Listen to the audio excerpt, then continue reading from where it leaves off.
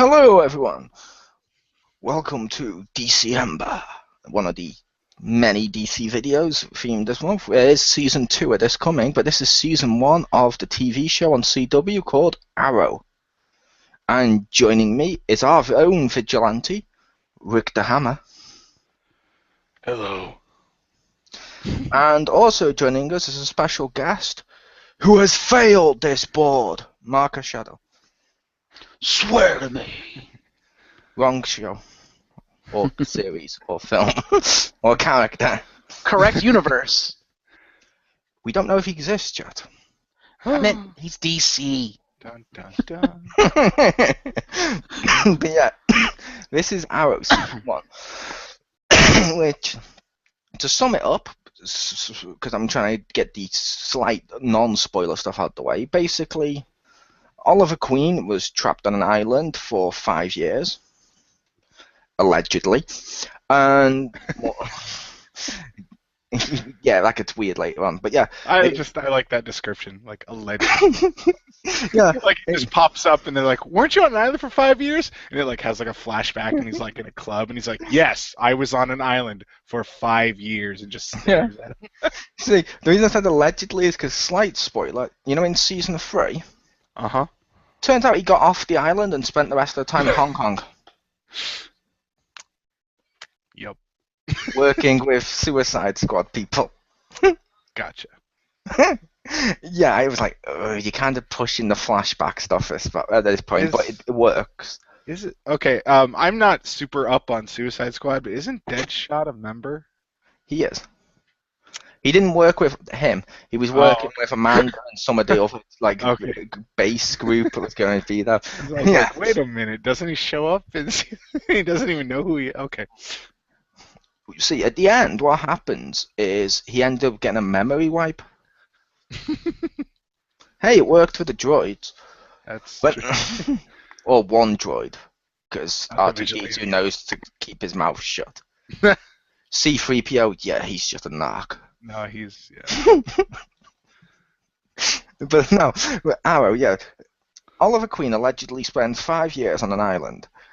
Then, when the 5 years is up, they find him. He comes home and takes up the mantle of a vigilante, or the Hood, as he was called in this series. And yeah, he finds out all about an undertaking, and using the notes from his father's book, tries to save his city from the undertaking and the people involved, including a masked, unknown Dark Archer. Ooh. But I'll just say now, that was the end of the non-spoiler section, because there will be spoilers afterwards, but just to get out the way, first of all, without spoilers, what do you think about the show overall? Rick? I thought season 1 was pretty enjoyable. Overall, there were, it felt like there was a lot of like inserted drama, you know, where I kind of felt the sister was there just to create tension and drama and other silly stuff. But I felt even eye candy. And eye candy, yeah. Well, when I brought that up way back when, I was told that was like what the CW does, that like fit in with their stuff. I'm like, oh, okay, fair enough. But I thought even with that, it was pretty enjoyable. I actually really liked season 1. Yep. I'll say personally, I really liked series 1 as well. I liked the added dramas and stuff with it, like you mentioned. As like QJ said in the Around the Pound video last time he was in it, I think it was Around the Pound. It was in something he was in. It's hard to keep track of. He's in so many things. But basically, it was a case of it makes the world feel real, if that makes sense. Like, you get a sense of, okay, and you can also show the side characters without just concentrating on the main one, which is kind of cool. I really liked series 1. My only fault is there was a little too much of non-Arrow villains, or non-Green Arrow villains, I should specify. In this, like, we had loads of Batman stuff and loads of non-Batman and loads of other people's villains and stuff. It's like, I don't like that, but I understand why. So now on to the spoilers. But okay, the spoilers. First of all, I will say it's kind of cool. This series one of this show, actually got reflected into the main comics. Oh. Because New 52 Green Arrow, they took the backstory from the show because we hadn't really seen what he did on the island. It was just, yeah, he's on an island. No, he's not. And so they took some of that. They also added Diggle. Nice. I like him. Hey, question: do I get to register an opinion? Okay, No. but so far we were Next talking question. about No. so far we were talking about our overall thoughts from seeing the series. So seeing the series, Marcus, overall, what was your thoughts? Well, what I've seen of it, and I have seen a couple episodes actually. I haven't seen them all, but it looked pretty good. I did have one complaint, but they fixed that in the subsequent seasons, so I'm okay with that. What, what was your problem? Canary. She wasn't in Because this series. was it? Oh, is it season 2 that Yep. she comes in? Because that was a big complaint. I was like, because you didn't know, if, you know what I mean? And it's like, oh, okay, they fixed it. I'm okay now. But Yeah. no, Stephen Amell does a good job as Arrow. He's believable. Like you said, the backstory thing, based on what I've heard from you, is like, okay, yeah, that's going a little far. But I do want to watch the series, and like I said, I've seen a few episodes, and it's darker and like Batman-esque, and I don't know that that's really the right tone for Green Arrow, but it kind of works. Yeah, I've mentioned in the past when it comes to the character of Green Arrow and Oliver Queen, I like him more as the Robin Hood cheery Yeah. guy that he normally is. But with how they've done this show, it does work, and I don't hate this take on the character. If that makes sense, Yeah. I kind of do like it. But yeah, it's obvious they were using him on this because they couldn't do Batman, Yeah. sadly. But it worked. But yeah, like I said, so the comics started to reflect this. Like they added Diggle and they added loads of stuff from this show all around his actual self in the comics, because while Green Arrow had been interesting and was interesting stories with him, pardon me, for years he'd sort of become stagnant. So they looked upon this show as basically the building blocks for what Green Arrow should be, in the same way that once Frank Miller got his paws on Batman, that became the building blocks of what Batman should be because it was perfectly crafted. Same with this. And I'm like, okay, that kind of works.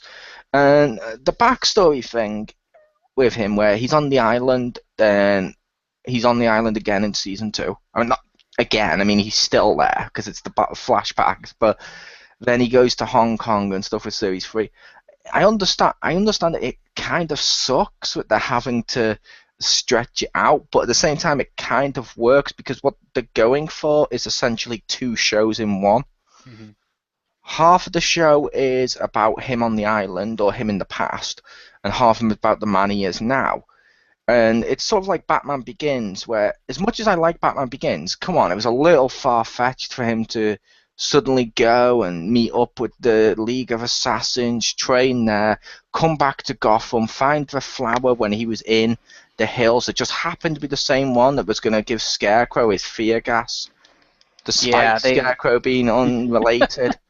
And they kind of just shoehorn that crap in. And by the way, years before Batman met up with him, yeah, Ra's al Ghul, yeah, his daughter he had a daughter in prison with a bald guy that can't speak properly, and yeah, but I understand it because because you want backstory, you want stuff like that, so it kind of works. And sometimes what he's learned on the island does a lot of times show what he's learning now, so it kind of works. But let's talk about when he was on the island first of all, since it was like I said, it's essentially 2 shows. What did you think about the parts when he was on the island, Rick, or Marcus, depending on whether or not Marcus saw much of him on the island? The island stuff looked pretty cool. You got to see his training. Would it be a spoiler to mention who he was on the island with? Well, I've said we're doing the spoiler part now, so. Oh. Because I kind of like how they incorporated that with you kind of don't expect it. And it's like, by the way, his name is Slade. You're like, wait, what? Yeah, Slade Wilson. I'm like, awesome. Yeah, I was like, that was kind of cool. I'm like, so he's basically being trained by fucking Deathstroke the Terminator. That's awesome. Yes. And I will say, I don't know if you'd agree, Rick. The actor they got to play Deathstroke is fucking perfect. Yeah, I like that guy. They slightly mess him up in Series 2. I believe it. He plays him really well. But they gave him in Series 2, slight spoiler, because I'll have to cover this next time, is they gave him something called the Miracle, which in Marcus's language means miracle. And it was in Chinese, I think. Was it Chinese? It was something ease. But something ease. Racist. Well, I had to be racist. I didn't have to. I didn't have to. I don't have to be racist, but on this show I like to sort of be racist because I find it intolerant to do podcasts that aren't for racists as well as non-racists. That's just disrespectful, intolerant, and hateful. You go into your timeout corner with Racist John and think of what you just said. Luckily, I'm on a wireless headset. So yeah, racist speak. No. But no, basically, they went overboard because he became almost cartoonish after he went over evil, but it still worked because it was messing with his brain, so you could understand him going that way. But as the human character, like he was in Series 1, I love that dude. I complained at first when the other character had the Deathstroke mask. I was like, I want him to be Deathstroke. Don't make someone else Deathstroke. And it turned out he was, so I was like, yay. But I will also say to both of you, how awesome was it that they actually finally, on some sort of adaptation, did something we haven't seen with Deathstroke before, which we should have. The eye thing?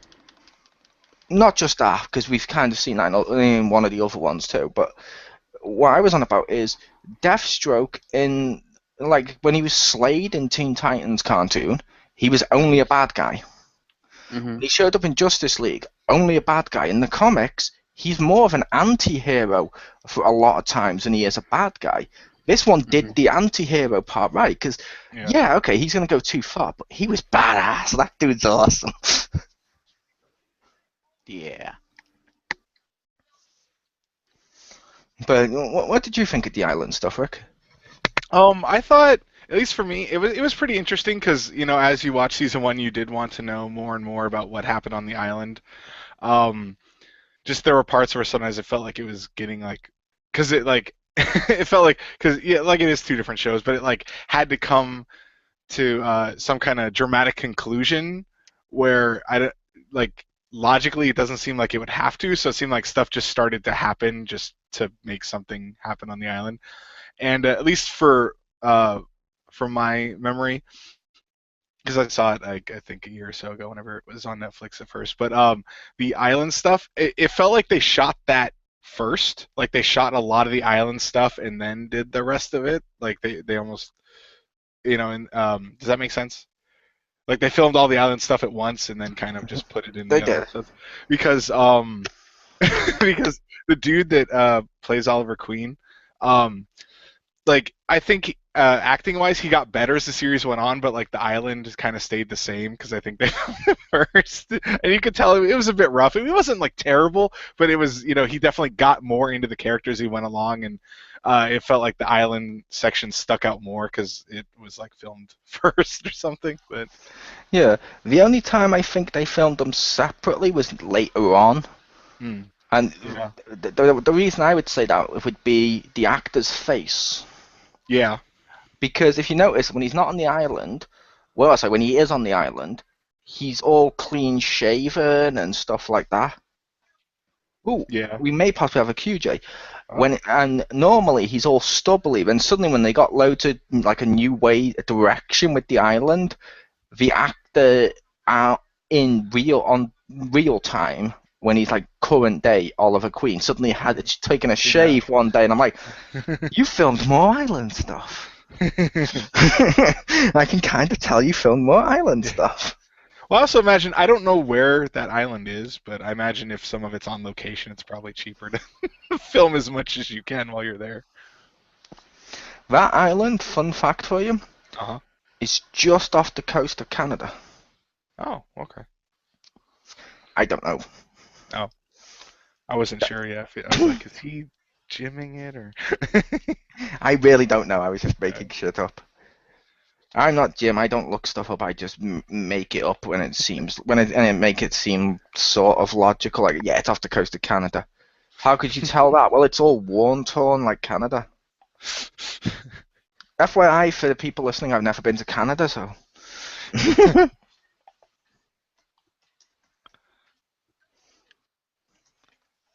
And I just sent the invite to QJ to possibly join us. Yay. No, I didn't. No, I didn't. I sent in the picture of the Disney Infinity character. What have you done? Mole, you have failed this podcast.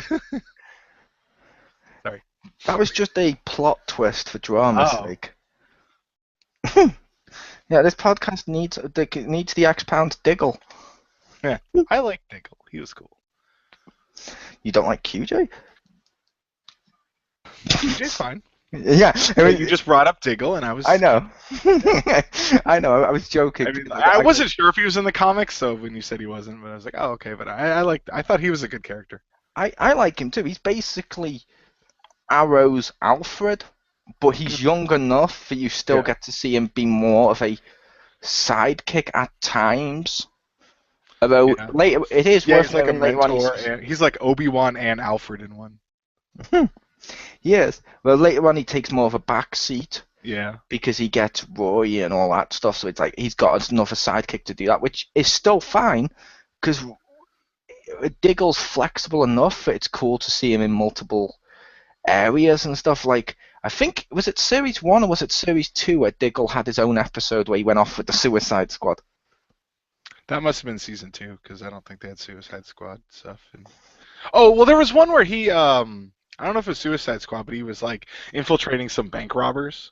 Is that the one you were talking about? No, there was one where he actually teams up with the Suicide Squad. It must be, it might be Series 2. But this series did do a lot of characters as well, and a load of stuff really good. Like, I'm sorry, this is an actual Green Arrow villain. It is worth noting. I loved Count Vertigo. Oh god, Count Vertigo's fucking awesome. The actor does a great job at playing this creepy Count in a realistic drug-pushing way, because they sort of, for lack of a better term, because people like to use this for making stuff realistic, even though he wasn't the guy that invented this, but nolarizing it, or nolarizing it. But they wanted to make everyone realistic, hence why a load of Arrow villains weren't in the series and they used other people early on, because A, they were really unknown, and B, they had powers, which the show avoided in Series 1. Yeah. But I really did like it. Like Death, like they had the thing. They had Deadshot in there. I liked the actor playing Deadshot. I was a little pissed at first because I saw him and he was called Deadshot. And I was like, he doesn't have the eye.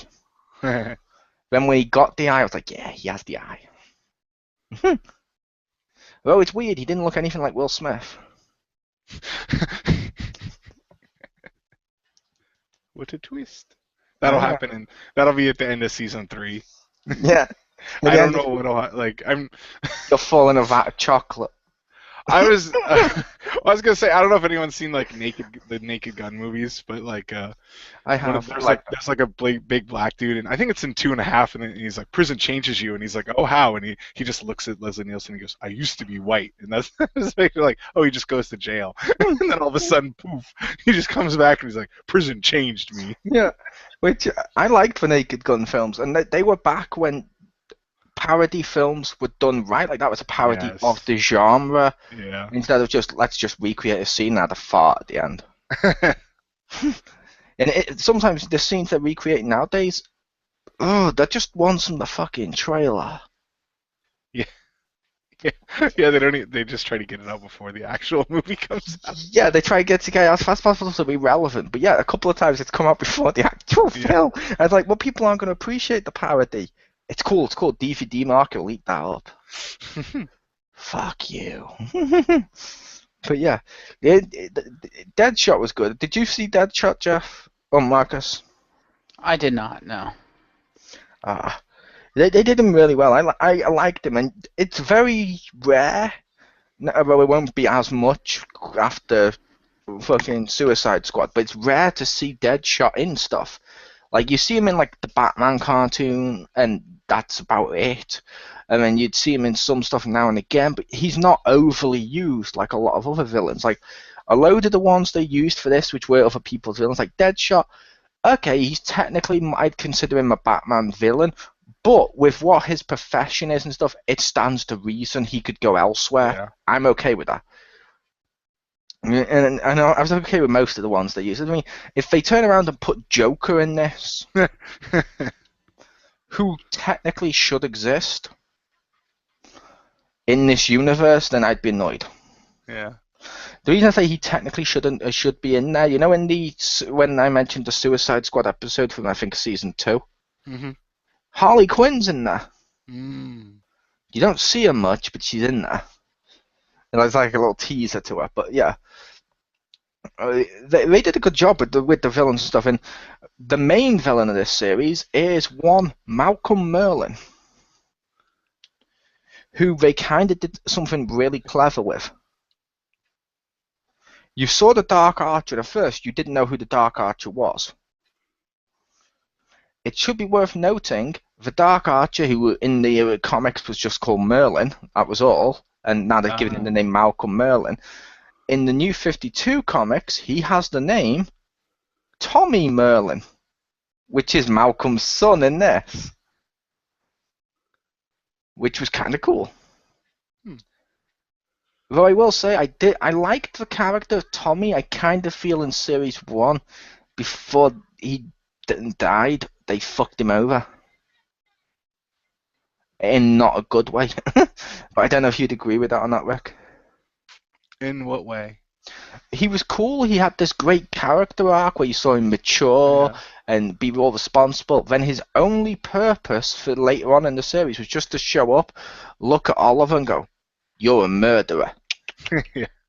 And it's like, I don't care at this point. We get it. You think he's a murderer. We get this. You don't have to always bring that up. It's like some friend. Yeah. I mean, I hardly bring up when Marcus murders. Yeah. Well, we've accepted it. We have. It's just part of the reason we like him. Yeah. See, there you go, Marcus. We gave you a compliment. Fuck you both. Is that Paddy or Soma?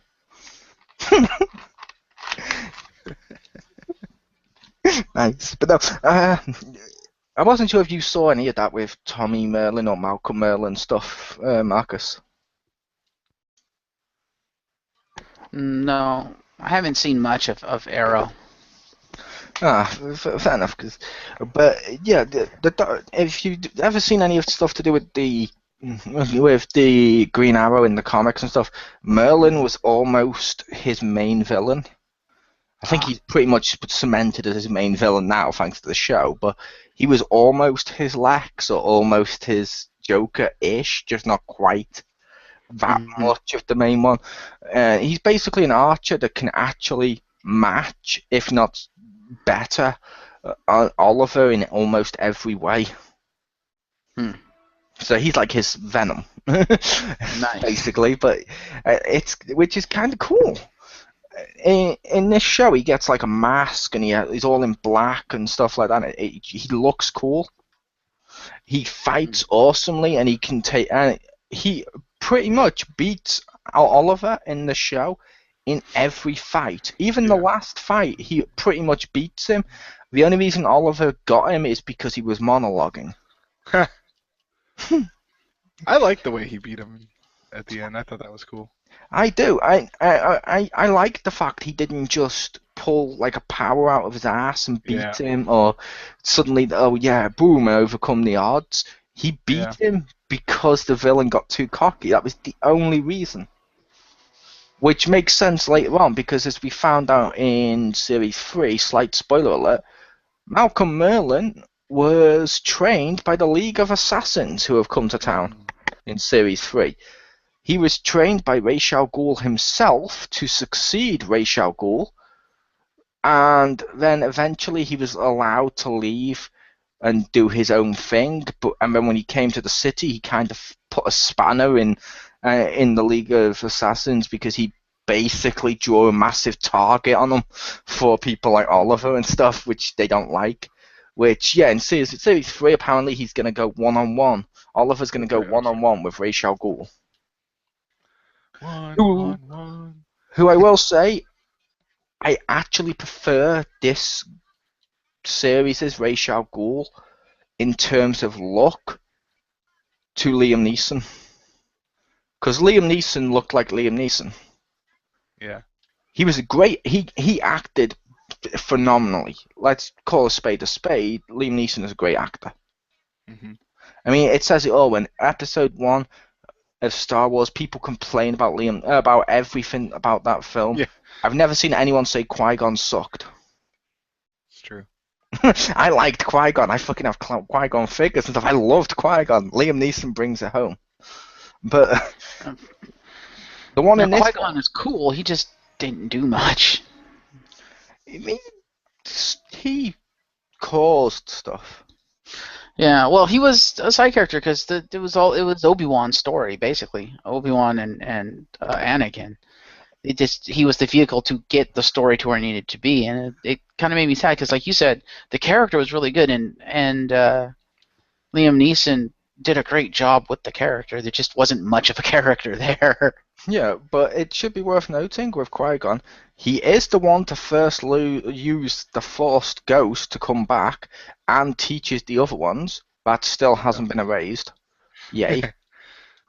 And he's still, with how he got Anakin there, he was actually a strong enough character to actually say to the council, when they're like, you can't do this, to actually say, fuck off. Your ways are tired, you green pointy-eared little fuck. Fuck you. Fuck you, Yoda, and everything you believe in. Why? Because in the future, spoiler alert for you, Yoda, you're going to be a puppet and you're going to look much better than this CGI crap that you look like now.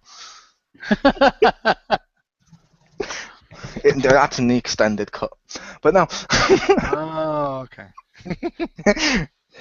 Mitzi, you want someone to address that. Why'd you become a puppet in the future? Yeah. I actually preferred Puppet Yoda, though. He looks awesome. But no. He looks all, yeah. Yeah. Ra's al Ghul in this, he actually has like the proper Ra's al Ghul looking armor. He has like the longer white beard. He looks like Ra's, and I'm like, the second I saw this dude, I was like, his costume's a little too bad to be on a film, but for a TV show, work. And I really like that. And it is also worth noting that Laurel Lance, who eventually becomes, as we all know, Black Canary, eventually she will become Black Canary, is in this as Oliver's love interest / daughter to the guy with the weird mouth. That's his title. But I liked her. Some people are on the fence with her. I've seen a lot of people don't like her. A lot of people say they don't like her voice or anything like that, and I'm like, I don't mind her. I actually really like Laurel. I do like Laurel.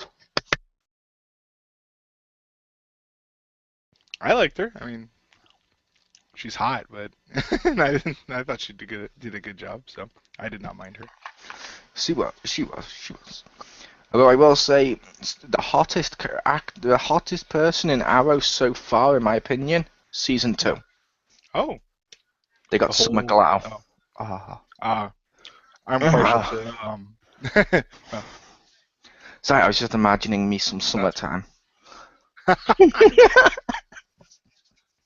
Oh yeah, she does come in. I forgot about that. Some summertime, some summertime. Molly's coming on a summer holiday.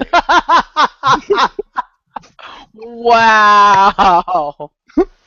But no, more about somewhere later for the next series, but yeah, her dad in this is the one that draws people down the line a little bit. I don't like him. I'm not sure if Rick does. I think Rick may, which is cool because different ones like different ones. Like I said, some people don't like Laurel. I like the.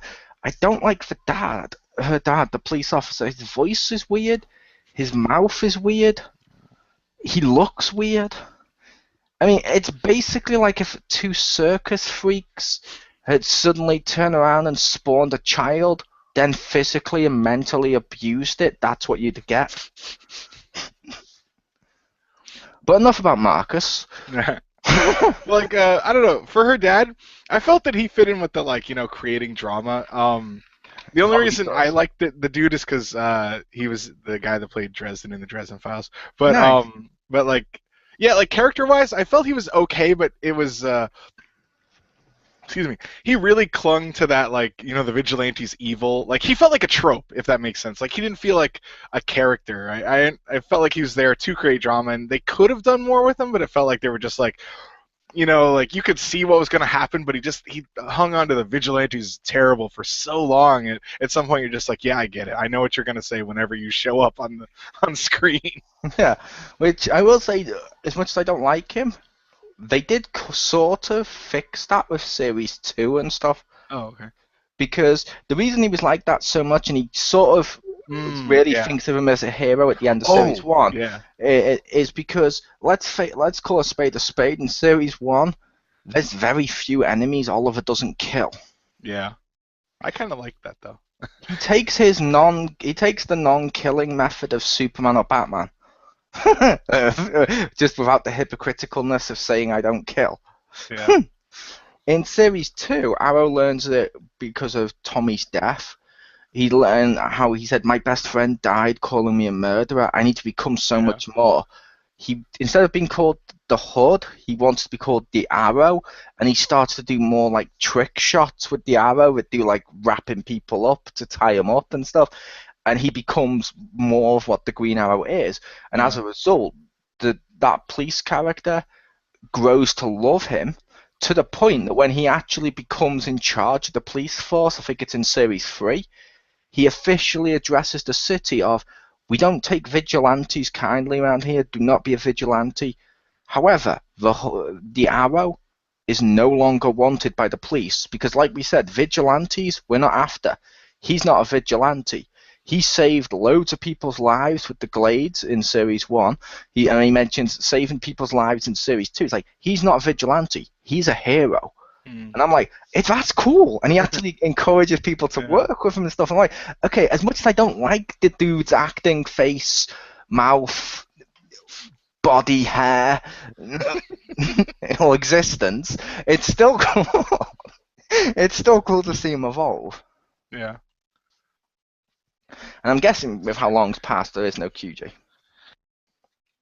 Well, also part of the reason, like when he was mad at him, was because like the daughter went with him, and I'm like, fair enough, but at the same time, like she went. I mean, it's not his fault the boat sank. He's like, I understood why he was blaming him, but it was just kind of funny because at some point you're like, oh, did they change that later? No, I'm kidding. It's not his fault. Oh, they did. They did change. Also, it's not like he didn't lose stuff. Oliver didn't. Like in the trip, it's not like it worked out really well for him. Maybe in the long run, but he did get archery lessons. Yeah. Sure, he lost his dad, but he gained archery lessons. Like, be honest, Rick. If you were to ever die, wouldn't you be at least happy that your son would grow up to be a vigilante? That would actually be kind of cool. Please start writing a list down of names for him to take. Just in case you ever go to Dan and go, son, what? Avenge me, and hand him a book of names. He'll do the rest. He'll do the rest. That'd just be amazing. But no, yeah. The reason he hated... That's something as well which was a little cool with Series 1. He hated Oliver Queen, and he hated the Hood. I'm so glad he didn't figure out that they were both together. Yeah. Which, Well, he almost did in that one episode, and I thought that was done really well too. yeah, I thought that one episode was fucking perfect. Did you want to talk about that episode? And let's see what Marcus thinks about it after you say it, in case it's one he hasn't seen. Okay.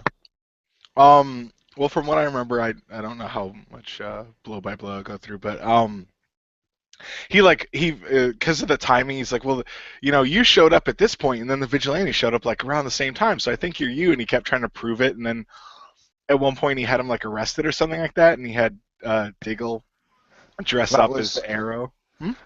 He got him arrested because the security camera picked up yeah. Oliver pulling with the the bag, costume with the yeah. bag out. Yeah. And he's like, yeah, I got you. And then like Diggle dressed as Arrow showed up, and he's like, well, it can't be him. He's right there. And they're just like, But it was also, I like that it was done early enough that you weren't sitting there like, how has no one figured this out? It was done pretty early, and you're like, he did figure it out. And then like that thing happens, and you're like, well, now I can see why no one thinks it's him. Like, Yeah. It was cool that they threw everyone off that early, so it wasn't like an issue of the audience thinking like, how do they not see this?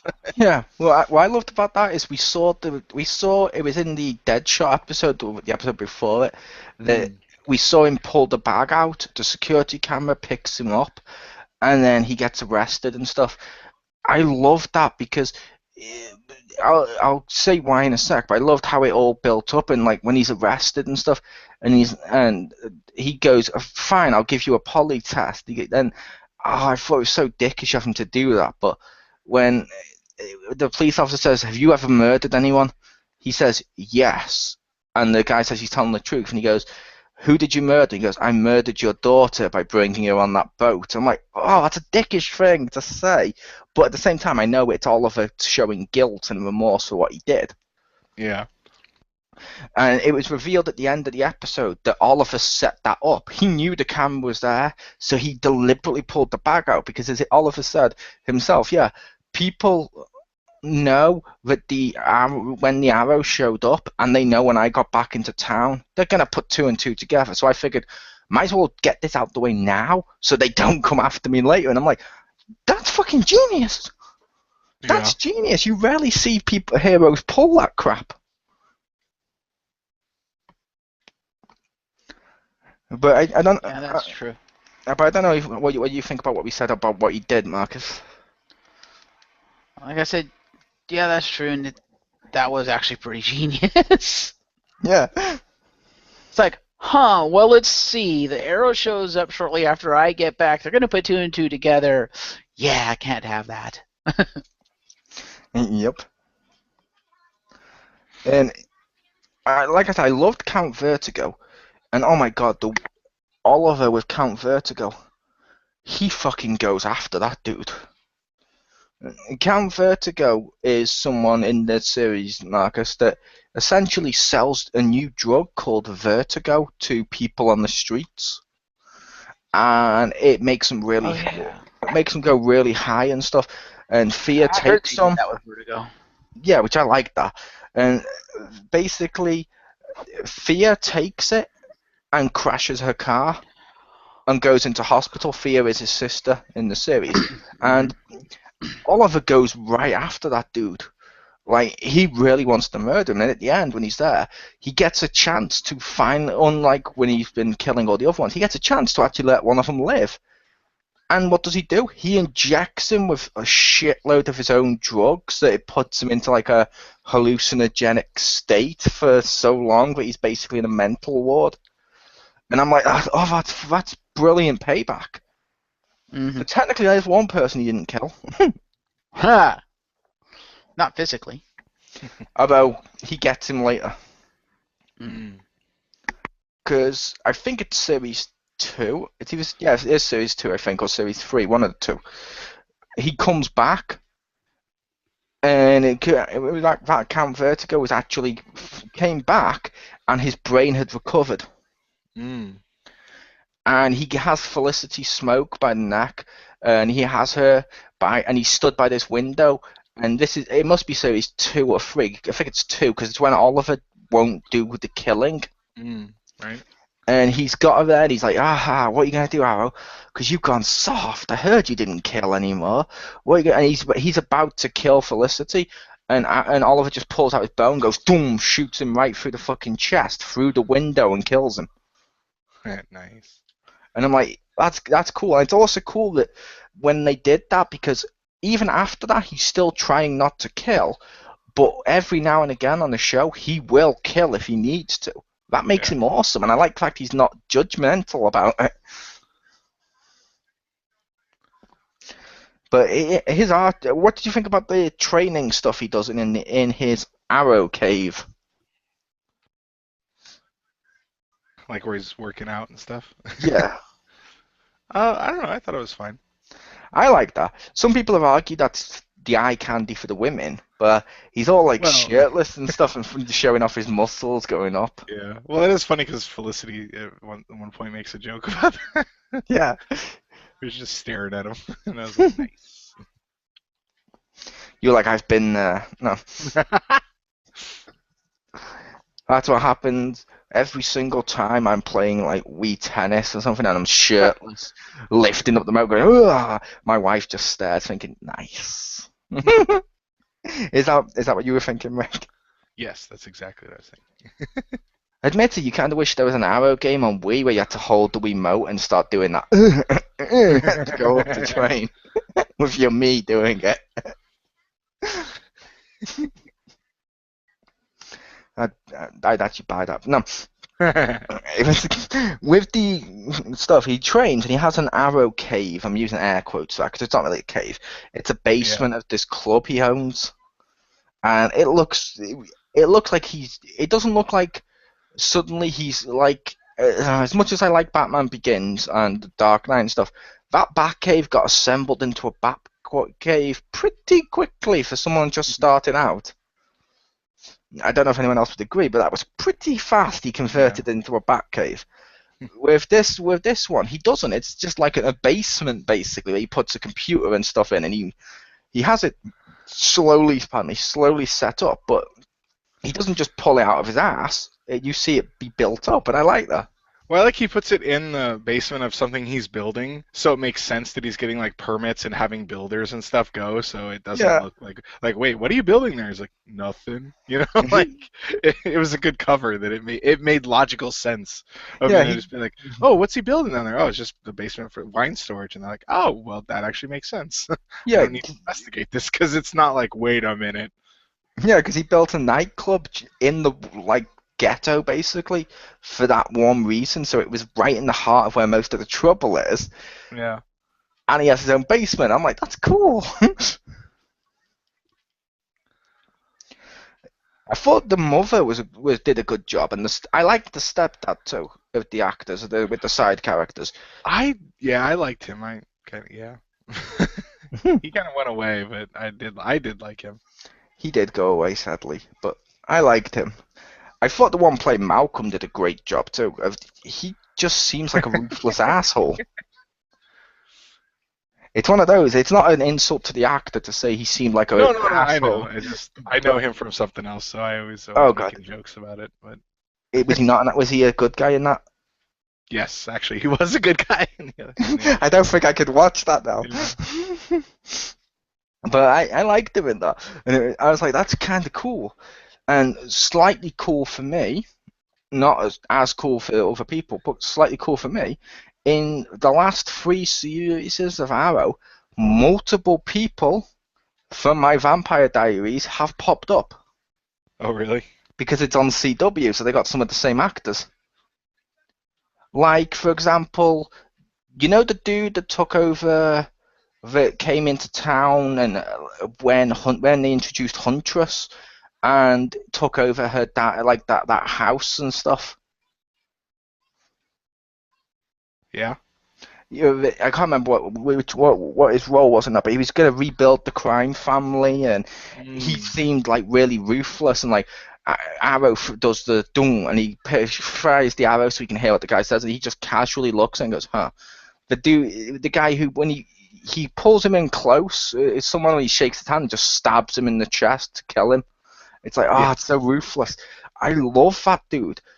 I've seen him in this. I have seen him in Once Upon a Time as Dr. Frankenstein.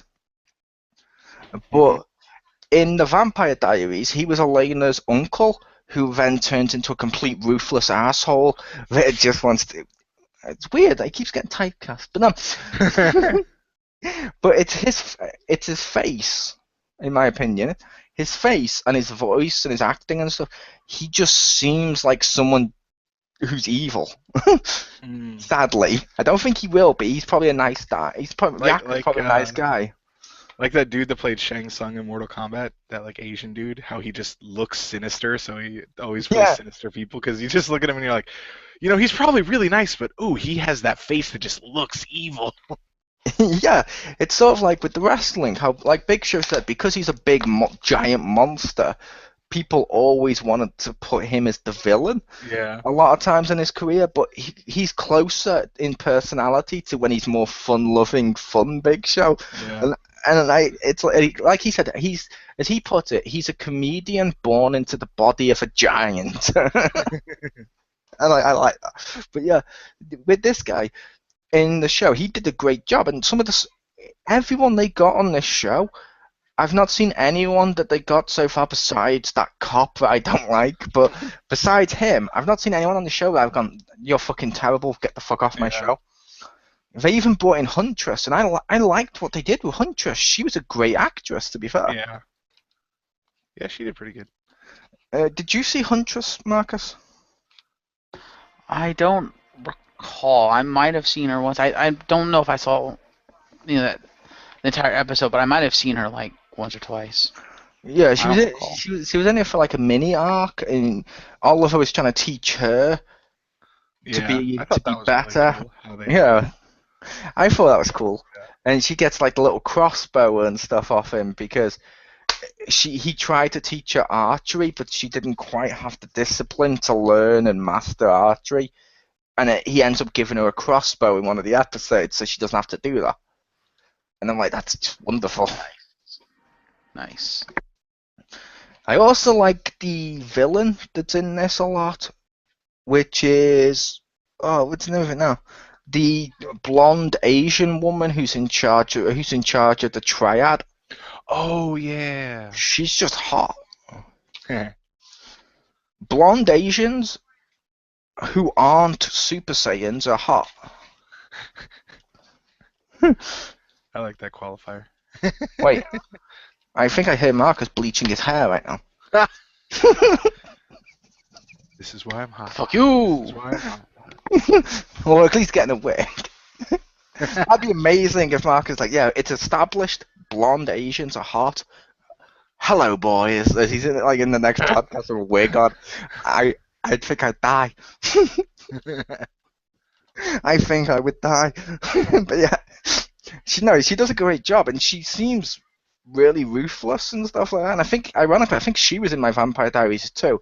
I think I might be getting it wrong. Might be getting the actress slightly wrong, but she looks just like the actress who played Pearl. I may be wrong with that, but yeah, to wrap it up. Oh, cool, we finally got a QJ. But, which is ironic. Right as I say it's time to wrap it up, QJ appears. That's my cue to enter. Which could be a pun.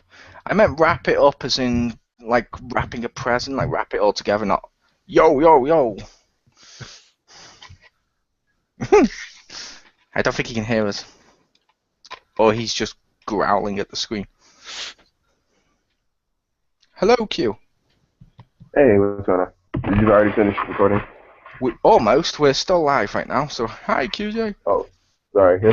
It's cool. You were welcomed into this podcast. We scheduled it for you, but yeah, on the day. But we've talked about the characters, the story, and everything like that. We were just wrapping it up. But what's your final thought? What's your thoughts on Series 1? Series 1, I liked it. I really did. It got me into it. It was a slow start. First, I'd say like 7 to 10 episodes were a little bit slow for my taste, especially when it first started out, because nobody knew where it was going as a series. But then, hearsay grew, and the wide reception of season 2 inspired me to take it up again, and I was a little bit more excited, and I was more tolerant of the slow start because I knew there was gonna be a lot of payoff in the end.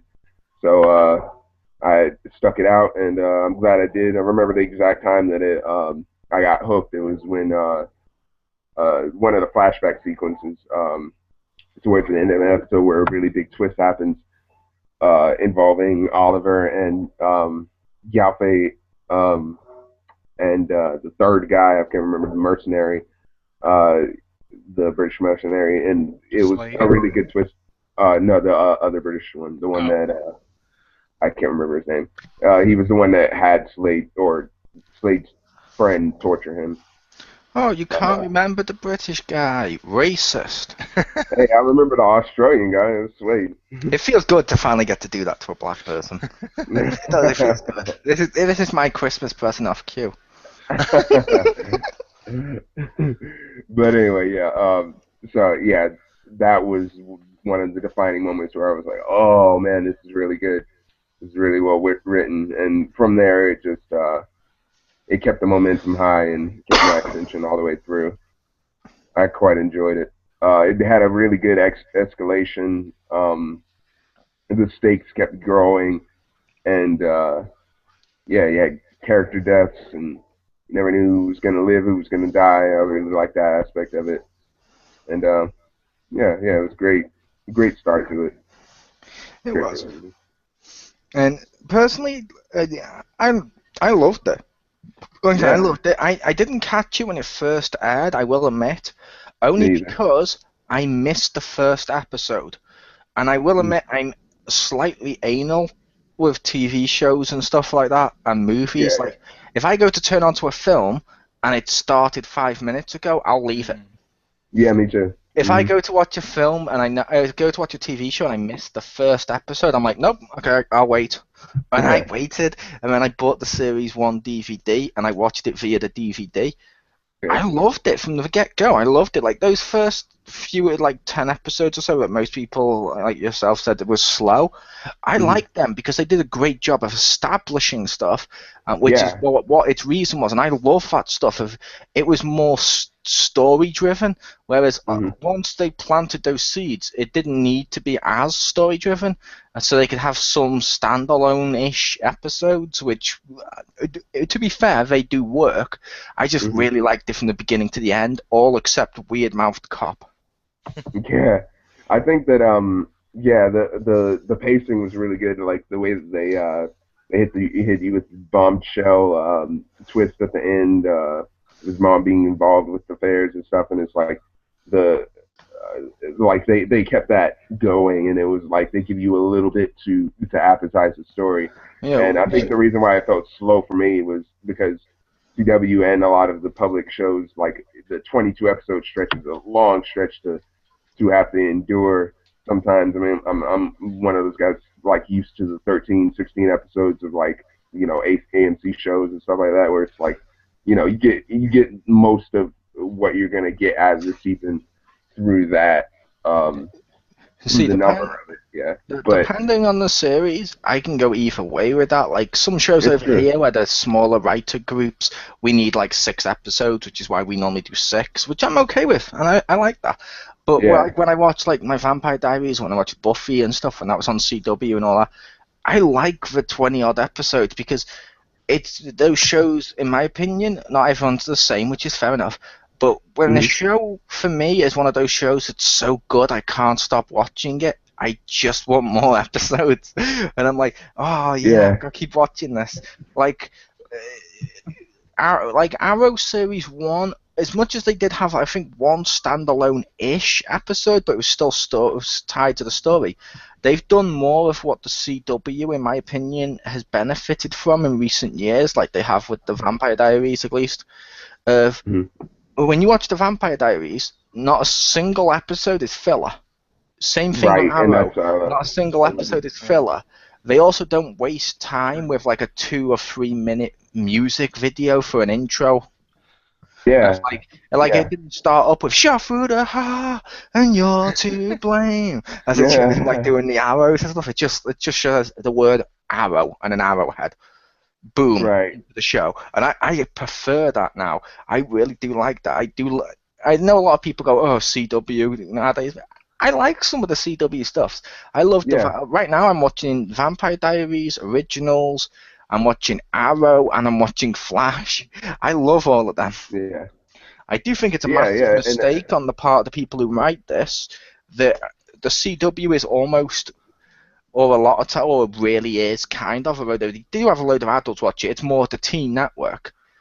And right, this is the right. one channel you're not putting Supergirl on when it's teenagers and girls, and Yeah. and she's a teenage girl. I What? think it's because because of the fact that they already have two shows, so they don't want this to be like the definitive network for superhero shows. Yeah, but they At should least have. one.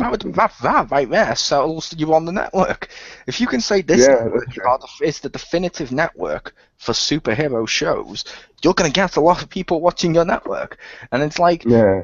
it seems weird that they dropped the ball on putting Supergirl on, I think it's CBS, which Yeah. when I was in America and I watched CBS, all the types of shows I saw on that was stuff like Two and a Half Men. Yeah. And I'm like, Two and a that Half Men doesn't and feel like the same audience as Two and a Half Men. yeah, but they Because also one seems to be that's when anti-women, one seems to be women empowerment. They seem to polar opposites. I mean, you might as well just but put her on Spike TV. but CBS, I mean, that's on their comedy night because it's like ABC. Like they have the comedy night or Fox, where they have the action cop drama episode, series. Like CBS has Hawaii So, Five-O and so and basically, your CBS is sort of like a load of our channels over here, because our channels over here, like Sky One, for example, Sky mm, One over here is what shows Arrow and the Flash. It's okay, also worth noting they also show Modern Family, The Simpsons, and loads of just random shows that they get the mm, rights to, because that's their entertainment channel on the Sky One. Sky One is their entertainment channel, so they put all their shows that are really entertainment, even if it's comedy or action, they put them all on that one channel. So it doesn't have like one voice to it. yeah, that's great. Yeah, You know, which, like I said, with Arrow, I really did like Arrow, and I do love the CW format. right. I do wish at times, like I said, my only negatives were too many other people villains and other people elements and guy with a weird mouth. But Yeah, how about you, Rick? I know we kind of did this at the top of the hour, but now we can mention more spoilers. Because the first bit, what I did on that is I sometimes do that on reviews where I'll mention, okay, this is the non-spoiler section, so people can still see it, and the second I say spoilers begin, if it's people who care about spoilers, they can turn us off. yeah, Gotcha. Yeah, I think it was very entertaining. Is how I would put it. Season 1 I thought was really good. Had some good developments. Had some really good characters. My favorites of which were Felicity Smoke and Diggle. I thought they did really, really good jobs at playing like sidekicks slash other yeah, functions. I love Diggle. Diggle's- Everybody loves Diggle. that's Very his well spin-off written show. character. Yeah. But I definitely think it's worth watching. Yeah, Really enjoyed season 1. And I heard I will admit, I did love the joke they did with Diggle in, I think it was series 1. Mm-hmm. When Okay. Oliver's on like a date and Diggle's just stood there, and she goes, oh, who's that? And he's like, oh, that's Diggle. And she goes, oh, what do you do? I'm his black driver, ma'am. Oh yeah, And then I remember that. as they're going off later on together, you just see him and look at him and go, well, I would expect my black driver to drive me somewhere. Yeah, that was a great bit. Yeah. I heard a fan theory that was relatively interesting about because somebody was talking about how they were going to make make Diggle a more important character on the show, and I don't know if they're going to do this because seems more like a Marvel thing for them to do, but they were talking about like Diggle would uh, be revealed, like Diggle would, I mean, like his last name would be revealed to not really be Diggle. It would be revealed to be Stewart, and he would end up becoming that universe's John Stewart in Green Lantern. As far as like when they build up the Justice League, the TV Justice League that they're allegedly trying to do. I'm gonna say, God, I hope not. Because if it's the Justice League, like we mentioned in the Justice League Unlimited review, if you're starting a Justice League, like how they got Barry Allen as the Flash, it needs to be Hal Jordan. He's the first. Don't disregard him. That's the thing, though. If you're going to have a Justice League, the way that they're doing their Justice League on television, it's definitely not going to have Superman, Batman, or Wonder Woman. It's going to be Supergirl, Arrow, and the Flash as your main three. Oh, no, I don't mind having Supergirl, because it's Kara. It's not Linda. I don't have a problem with Green Arrow. I don't have a problem with Flash, as it's Barry, not Wally. It's just if it's Green Lantern, it needs to be Hal, because he's the first Green Lantern. That's sort of his thing. He's actually not the first. He's the most well-known. The first, I can't even remember his name, but he's Alan Scott. But Hal was established as the first in nearly every continuity. Yeah, that's just because he's the most well-known in the kind of sense. The other one wasn't that good a character. Hal was a really good character. Said okay, and they went with him. And Hal was the one in Justice League #1. That's true, but I don't think that just because he's the most popular one that he has to be the quintessential choice for every version of the Green Lantern. If they started off like it's perfectly possible for them to start with. I mean, I don't think that it would be likely for them to start with Kyle Rayner, but it's perfectly possible. See, any version of them. For me personally, I like them to go with the first one first. Like if they're doing Venom. And Spider-Man, I get pissed when it's not Eddie Brock, like Ultimate Spider-Man, where they made it everyone other than Eddie. Even Flash Thompson got it at one point. I'm like, no, stop that. That's true, but maybe they might do it. Maybe they could have Hal show up at some point, and it'll be like he's already Green Lantern, and then he pass on the torch. See, I doubt that would happen, but Yeah, no, we'll also say for me personally, I don't know if anyone else would. I don't know if you'd agree, Rick. I don't want Diggle to be a superhero, only because Felicity has the hacking stuff. Arrow has the fighting and stuff. Diggle is just human. He goes to the diner. He hangs out with his sister-in-law. Yeah. He has the personal beef with Deadshot, where he's just like a normal guy with a gun, and that makes him absolutely wonderful. That makes him one of the best parts. Like Roy and the Canary later on, who get powers. I'm sorry, I prefer Diggle. And the reason I prefer Diggle is he's so human. He's so human that you just love him. It's always fun to see him like walk up. Like I remember when they were doing something in the third season where it was Arrow, Arsenal, Roy Harper from the first season, and another character that's introduced in the second season named Nisha Al Ghul. And they're all archers wearing this elaborate, clothing, and Diggle's just like walking up wearing his brown vest, and he's like so normal out of place in comparison to them, but it's nice. It's like that one guy who's not wearing the costume. Yeah, I would argue him being the most human makes him sort of like Batman. I mean, he doesn't use gadgets. That's almost what Oliver is. But I mean, just in terms of character, it's like on the Justice League, Batman's the most human. Arguably. Yeah. Because he has almost no personality and is godmother as fuck, but he's the most human. Right. If they turned around and suddenly made Batman now Batman's a fucking Green Lantern like they've done in some of the Elseworld stuff, I don't like it because I like him staying human. And Diggle is just wonderful when he goes off and does his own stuff. He just feels good. I like Diggle. I really do like Diggle, which I will point out, at first I didn't like Diggle, but you weren't supposed to, I don't think. Because at first, all he was, in the first episode or two, was basically a obstacle to get in the way of Oliver turning it, putting on his costume and being Green Arrow.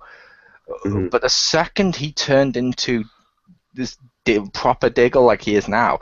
So he turned into more of a friend, and he started to help him. He became wonderful. I also loved when he pointed out in the episode in series 1 when, what's her face? When Oliver's mother was basically on the list, Oliver goes out of his way not to believe it's her and believe the list was wrong. And Diggle keeps pointing out, bullshit. If anyone else was on that list, they would have an arrow by now. Get over yourself and do what's right. And he eventually does and find out the truth. Like, Diggle's almost the conscience of the show when he does that. Like, Diggle's the one that first taught Oliver, fuck the book. Oh, so the book tells you all these rich people have been costing the rich? Fuck them and go get the armoured car that's been robbed, and teaches him to become more of a hero, which I love that. He's the conscience. I think he's a great foil for Oliver. He sort of allows, it makes Oliver a little bit more human too, in the sense that like he makes mistakes and he makes the wrong decisions a lot of the time, and you get to see Diggle's aspect of it, and it's like, okay, you get to see hit the impulsive side that is very, it seems like it would be story driven without a character like Diggle, or it's like, okay, he's going to go do this. This is what the story is. This is the next beat of the story. He's going to do this. At least when you have Diggle there to be like, well, maybe you should do this. It's like it opens up the opportunity of like, okay, this is his decision. This isn't just where the story is going. This is where the character is going, and he is not choosing an alternative path because that's ultimately what he wants to do. It like sort of, it makes it more about the character than the plot beats, at least in the viewer's mind and how they think the story. Yeah. I also really like, sorry about cut you off, but the way that Diggle is doesn't just fade into the background. The more time whenever people start being introduced, as far as later series go, they still keep his character at the forefront. He still has lines. He doesn't really, he has episodes to himself or scenes to himself and stuff. And it's like, I really like how they keep him important. They don't just. I will say that is something that with series 3 I don't like, is he's more of a backseat at this point. It is, yeah, because I mean, like, but they made it. At least they gave him a reason. It's not like he's there. And then it's like, oh yeah, Diggle's there. It's more of like Diggle has other things that he has to be doing as a family, there's that where he has like a daughter and stuff. But it's also, to be fair, it's also because if you had Diggle there as an equal at this point, at the point in which we're getting Roy becoming what he's supposed to be, and he's supposed to be fucking speedy, goddamn you show, fuck you. But seriously, fuck this show for that. But yeah, that hurts me. But yeah, it's basically a case of it would almost hold back the other one's development, because you can bring Diggle in at any time and have him be badass. So once Roy's reached the point where he doesn't need to have more development, like Oliver can not settle for not having as much development, we can then bring Diggle back in. But I was gonna say, just to wrap it up, what did you were saying your thoughts, Rick, before we went off on a Diggle love? Oh no, I just I don't know. I think it's a really good show, or I really enjoyed season 1. I think it's worth watching. Nice. Are you gonna check out season 2 when it's on Netflix? I don't know. I saw like the first episode of season 2, and Expounded on Fallen Angel mentioned some stuff that's happening, and I didn't like the sound of it, so I don't. I'm not like super fussed about. Not like, I don't know, like not like spoiled, like where I was like, oh, I wanted to see that, but like you told me stuff, I'm like, oh, they do that. I don't like that. I don't. Yeah, there was a load of stuff with series 2, which while series 2 I think had a better villain than some of the other stuff, they did do a lot of stuff with series 2 and series 3 I don't like. Like, I don't like Roy just turning around and saying to the name when he calls him Speedy, just no. Don't call me that, because that's the Fear's name. I'm like, fuck off.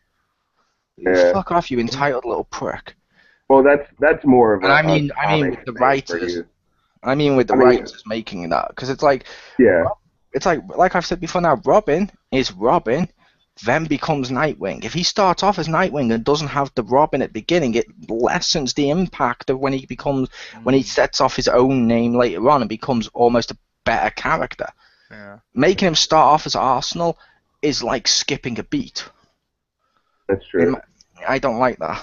A beat in the character's development. I see what you mean, but I mean, like, Yeah, and it's like for me, it's I'm like- a little bit more lenient when it comes to like comic. When it comes to, I mean, it depends on how pressed I am about it. Yeah, and I was saying I didn't like the fact we had the Canary. That was a fucking horrible decision. Hated the Canary.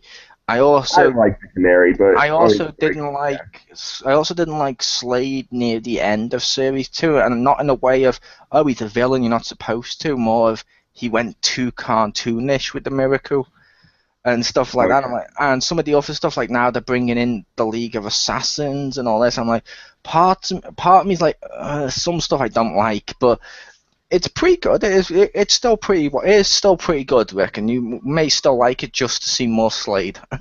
I do like him. Yeah, for me, I think the Suicide Squad episode. Oh yeah, it was so good. Yeah, I think that season 2 is better than season 1 in my opinion. Like for me, the quality of it was high the whole way through, as far as like the writing and the character development, because I'm not as familiar with a lot of this. I mean, I'm very familiar with the DC universe, but not with Arrow lore and stuff like that. And a lot of it I didn't know.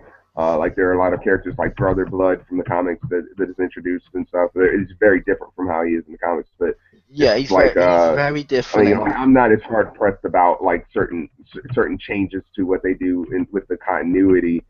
And because of that, I think that if as far as the character development and the overall plot arc, the way that they arc the plot, I think if that's what you're going for, rather than comic book changes, you're gonna love the second season. Yeah, but I will say, like I said though, some of the changes just seem like just use a different character. Like one he mentioned then, I would say to you, Marcus, because I know you've read the comics and seen a lot of stuff with DC. You like Brother Blood, like he mentioned then. I know who he is, yeah. How about if I told you Brother Blood in this is just some little politician prick with a scarecrow mask?